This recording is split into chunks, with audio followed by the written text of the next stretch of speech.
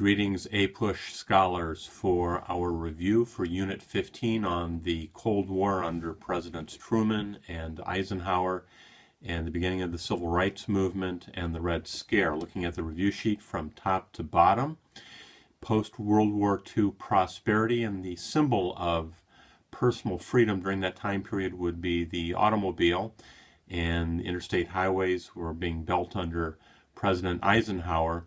And you have the growth of suburbia, and this is caused in part by generous home loans under the GI Bill because of the baby boom, because of white flight from the cities. So you have this movement out of urban areas into what is called suburbia, or the crabgrass frontier, as you remember in the Schlesinger videos.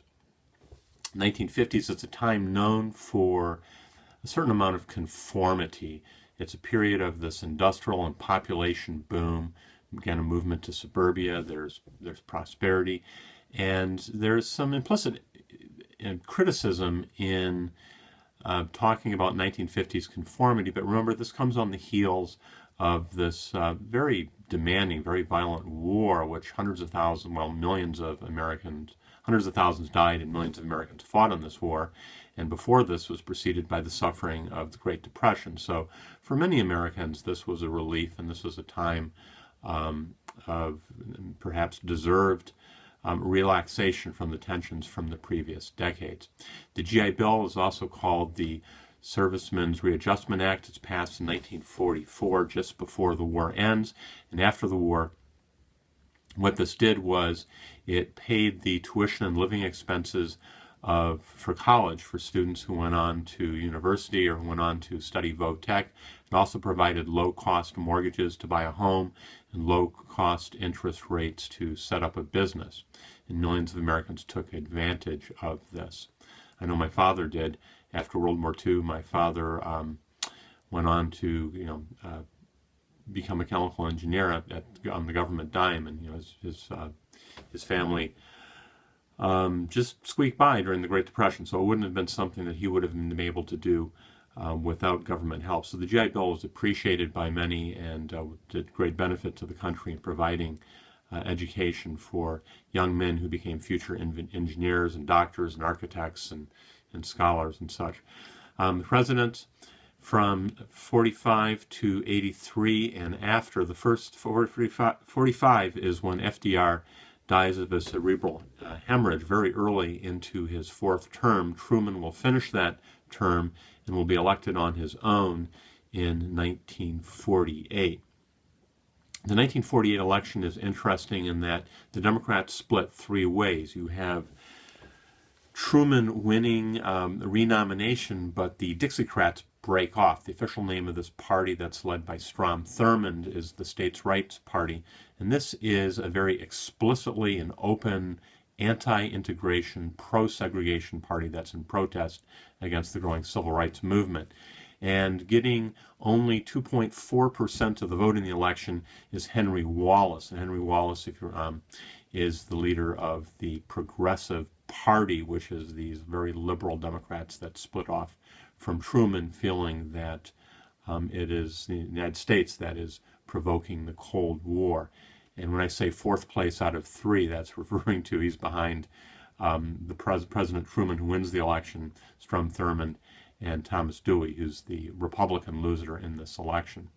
Truman's famous military executive order is integrating the military.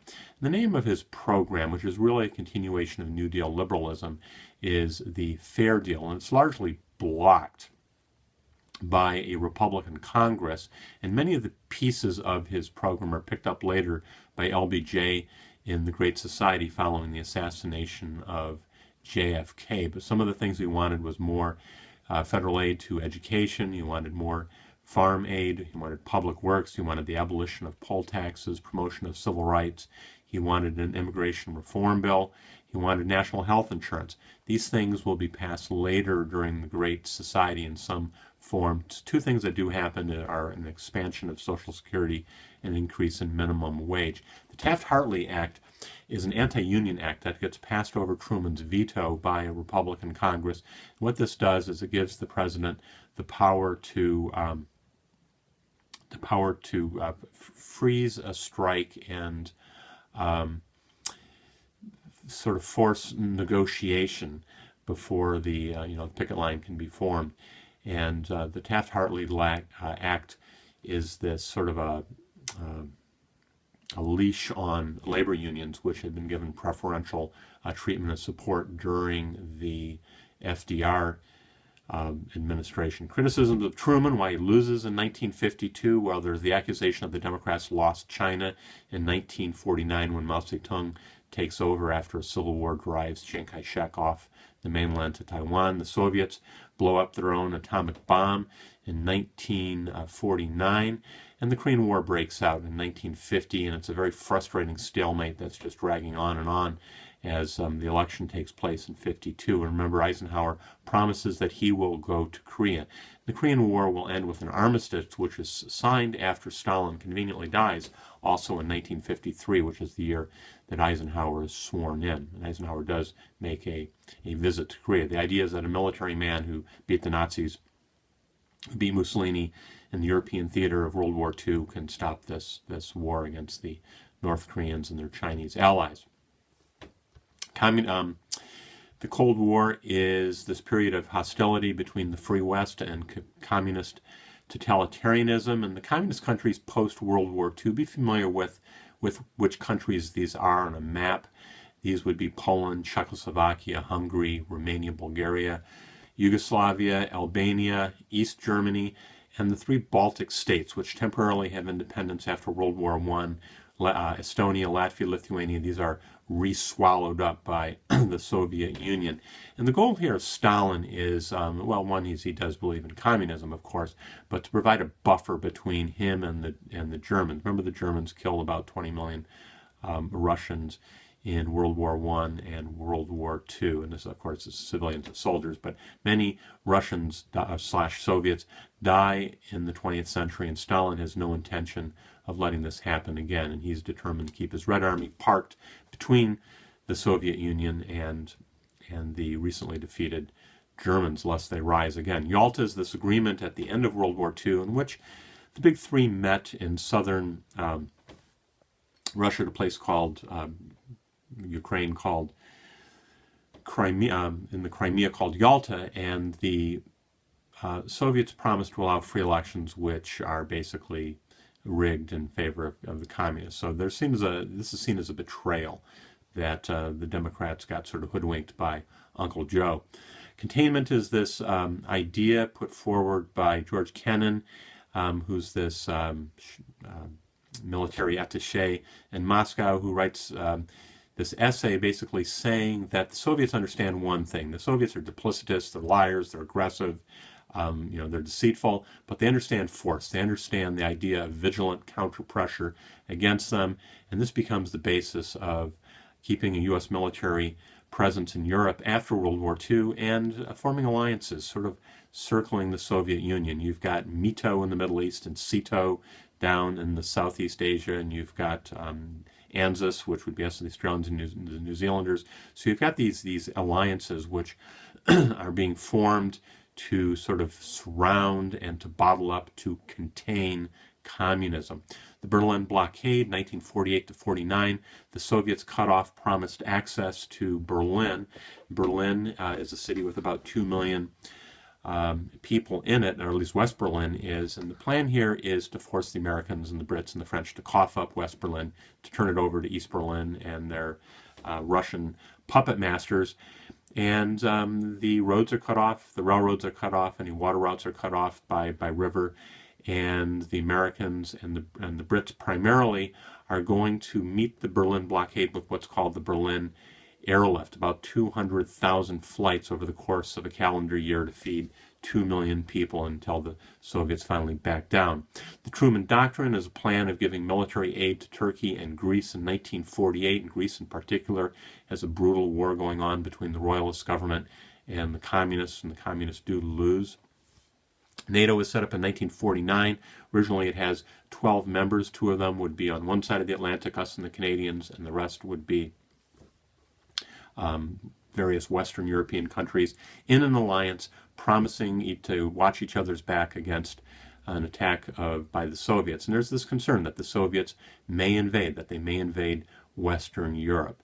The Marshall Plan, 1948, this is a plan to give American economic aid for the rebuilding of Europe. And 48, keep in mind, this is 3 years after World War II is over, and all those pictures you see in videos and movies of a smashed and broken up Europe, this is still a big mess. I mean, Europe is, sort of economically prostrate, and you have a growing Communist Party in France and in Italy, and there's the fear that communism will spread through these nefarious democratic means in France and Italy. And the plan here will work. The American aid does help revive the economies of Western Europe. The Korean War breaks out in the summer of 1950, and officially the Korean War is going to be a war between North Korea and the United Nations. This is a declared police action, and Truman sends soldiers as part of a United Nations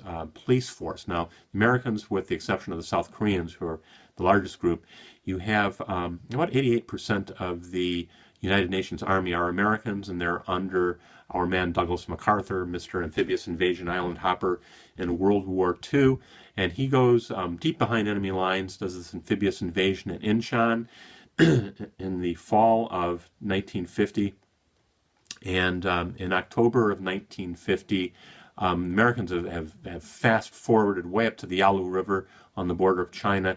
And in the tail end here of 1950, the Chinese volunteers flow across the border and push the Americans all the way back to the 38th parallel to the original dividing line, where in 1953, finally, there will be this armistice. But the Chinese government is not officially in war against us, and there's no declared war, but really this is the Chinese army. The idea of volunteers is a fiction. All told, about 3 million Chinese will fight with their North Korean allies, and the Chinese save the day. Very frustrating for the United States that this war sort of ends in a stalemate. And there is no peace treaty as of today. There is still sort of a suspended animation of this state of war. Both sides are still armed, and the most heavily mined area in the world is the DMZ between North and South Korea. 1949, again, China falls to Mao Zedong, who is the leader of, I'm giving you Mao Zedong, that's how I learned it when I was in high school. Now it's more of a Zedong. Mao Zedong, after Chiang Kai-shek, or Jiang Kai-shek is kicked out, and it goes packing off to the island of Taiwan. And to this day, both Taiwan and mainland China agree there is only one China. And there's this one China policy, this principle that, they're both claiming to be the leaders of a united China. That fiction continues as we speak here. The difference between U.S. foreign policy after World War II than that after World War I. After World War I, remember, isolationism. We do not sign the Versailles Treaty. We do not want any part of the League of Nations. We sign these 4, 5, 9-power treaties, which basically reduce the size of our Navy.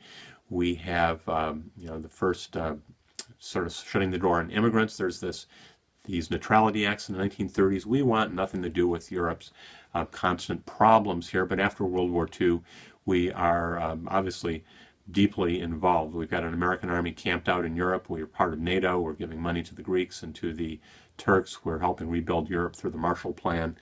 And containment policy is really an international global policy of the United States. And of course, our involvement in the Korean War is this idea that we will not allow communism to spread. There's this idea of the domino theory. The domino theory is this prominent theory in the 1950s. If one country falls, another will fall. And of course, the country we're going to become involved in the mid-1950s will be Vietnam, and the fear is if Vietnam falls, Southeast Asia will fall as well. But more on that later. We'll really begin covering that in more detail in our next unit on the 1960s. Massive retaliation. This comes from a speech in 1954 of Secretary of State John Foster Dulles, who is the Secretary of State of Eisenhower, and he is announcing a policy of massive nuclear attack on the Russians/Soviets should they invade Western Europe. And what we've done is we've drawn down our military. Our conventional troops and conventional forces are much reduced after World War II, and we're depending on our nuclear triad, our subs, our bombers, and our missiles to hold the Soviets at bay. And it does appear to have worked because the Soviets did not attack Western Europe. The Eisenhower Doctrine, this is the promise that we will help anyone in the Middle East, any Middle Eastern nation that's facing communist aggression. In 1958, Eisenhower sends American Marines in the middle of a civil war in Lebanon. The fear is that this civil war in Lebanon between various factions may be an opening, a window for communism to spread. So remember, you have the Truman Doctrine will help Greece and Turkey to hold back communism. The Eisenhower Doctrine is that we will help stop the spread of communism in the Middle East. 1956 Suez Crisis. The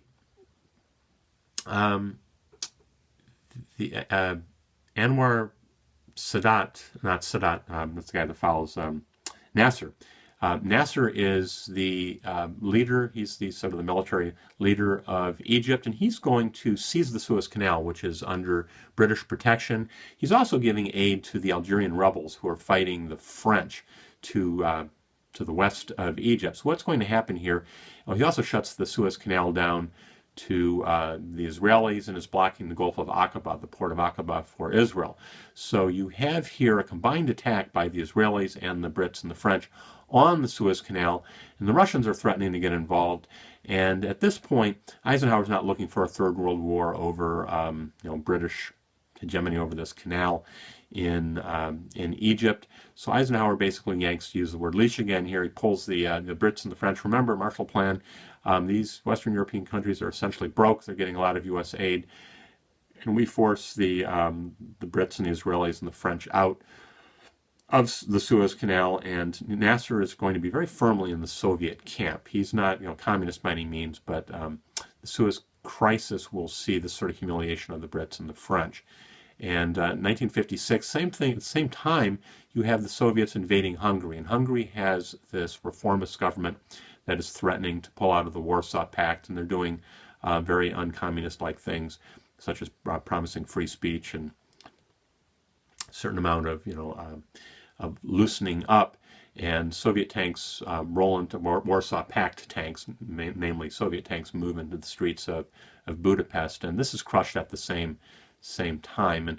And the Western Allies lose a certain amount of moral high ground when they're invading a third world country down in Egypt.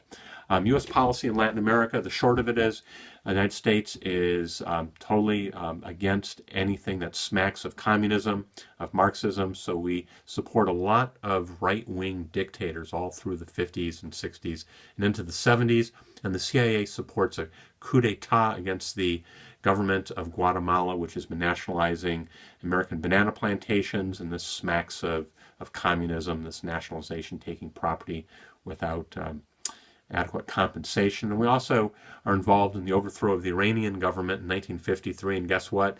The Iranian government has been nationalizing oil wells, so the CIA is involved in engineering some coups overseas. The Red Scare. The Red Scare is the fear of communism.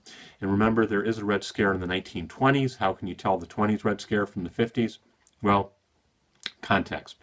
The 1950s Red Scare is on the heels of the spread of communism through Eastern Europe, and again you have the spread of communism in China, you have the Korean War, you have the Berlin Airlift, you have the communists trying to take over Greece, you have the Russians getting the atomic bomb, and there's this fear that we have this sort of ideological showdown between the forces of light and darkness.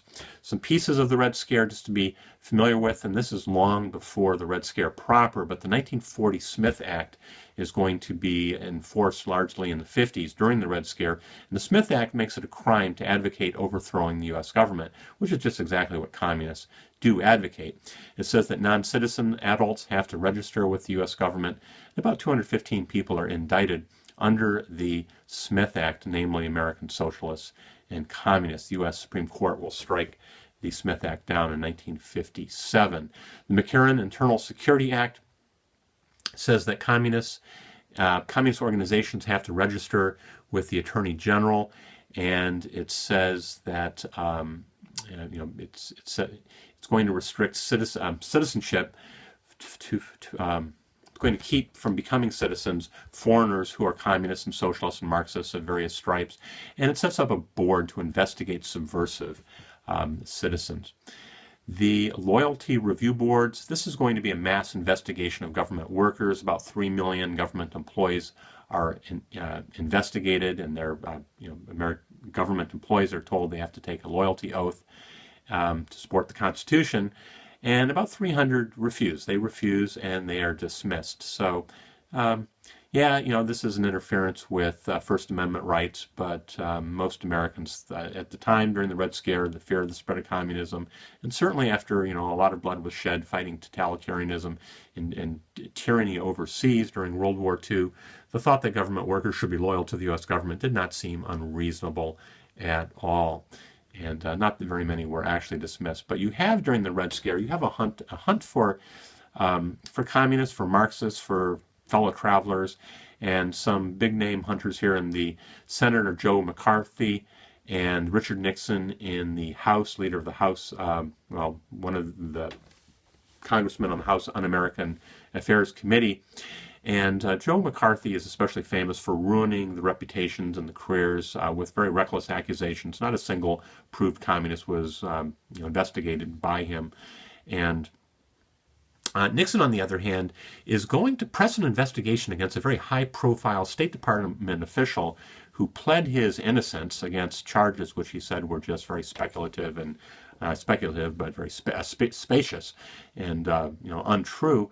And what Nixon is going to do, he's going to prove that Elger Hiss, a very high State Department official, lied under oath about knowing an admitted self-professed communist, Whittaker Chambers, who repented of being a communist and admitted having had been a communist spy and had said that he had met Elger Hiss. And Elger Hiss is never specifically proven to be a communist, but it is proven that he lied under oath about knowing a communist, and that would be Whittaker Chambers. So Richard Nixon is going to get props for being a very diligent, tenacious, cold warrior, and he's going to be put on Eisenhower's ticket. Eisenhower, remember, wins in 1952 with this frustrated stalemate going on with the Korean War, and Nixon will be reelected with Eisenhower in 1956. Nixon will go on to lose the 1960 election to John F. Kennedy, and Nixon will make a comeback in 1968 in the middle of the Vietnam War, winning against Hubert Humphrey. But more on that later. Julius and Ethel Rosenberg are two spies who are arrested, and they are tried, convicted, and executed for giving information on the U.S. atomic bomb to the Soviets, along with top secret information on American radar, sonar, and jet propulsion systems. Some civil rights here. Brown versus the School Board of Topeka, Kansas in 1954, in a unanimous 9-0 decision, the Supreme Court will overturn Plessy versus Ferguson. Remember, in 1896, the Plessy case said that separate but equal was okay as long as black Americans had separate facilities. What's there to complain about? You've got your own school, your own bench, your own drinking fountain, your own bathroom, your own beach, whatever. Get over it.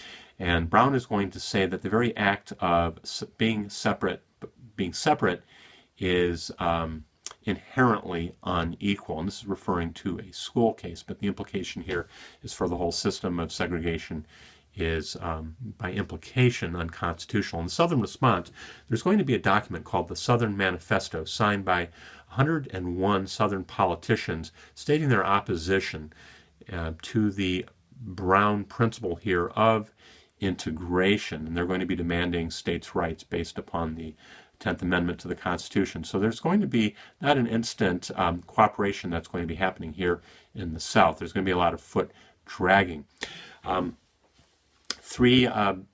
Some names here on your review sheet here, and there's certainly more here to know. But for the test, be familiar with Emmett Till. In 1955, this 14-year-old Illinois boy goes down to visit his relatives in Mississippi. He says something to a white woman in a little grocery store, and her husband and half-brother kidnap him. They beat him, they mutilate him, and they fatally shoot him and throw his body into the river.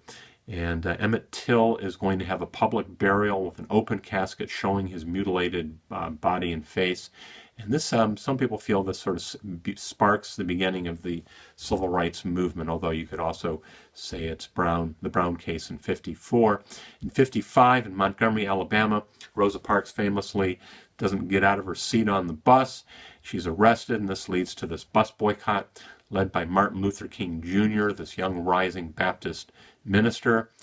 And the bus boycott will be successful. The buses will give in here. 1957 in Little Rock, you've got Orville Faubus will order the National Guard to block entry of this handful of black students that are trying to enter and register at Little Rock Central High School. And Eisenhower will send in the 101st, the Screaming Eagles, the paratroopers. They're not coming out of the sky, of course. They're being bused, but they're picking up these black students and bringing them to the school in jeeps, and they're entering the school at bayonet point. But what's happening here is Eisenhower is forcing the integration of a very large public high school in a southern state against the will of the governor here. So there you have it. Some thoughts here on this particular test. Again, look over the notes. There's a lot. There's this is sort of the core things which you need to know for the test, and there's certainly more that we've gone over. So study well, study hard, study smart, study early. And if you have any questions, hunt me down and ask me any questions. And I'm signing off.